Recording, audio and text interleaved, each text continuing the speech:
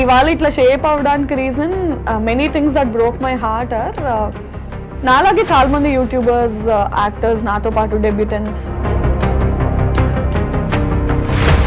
కెరియర్లో మన అనేవాడు ఉండదు.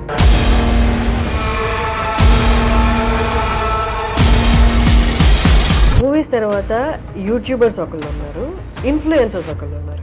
ఇది ఇక్కడ చెప్పొచ్చో చెప్పొద్దో నాకు తెలియదు, కానీ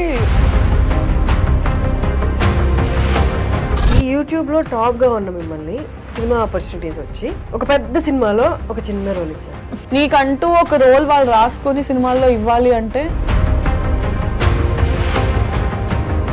I don't want to take names, but yeah వచ్చాయి, పెద్ద ప్రొడక్షన్స్లో వచ్చాయి. యాక్టింగ్లో అమ్మాయిలు సర్వైవ్ అవ్వడం చాలా ఈజీ అని చాలా మంది అనుకుంటారు. నువ్వు డిఫెండ్ చేయడానికి వద్దనడానికి కూడా ఏం లేదు, ఎందుకంటే అరే నువ్వు పబ్లిక్ ఫిగర్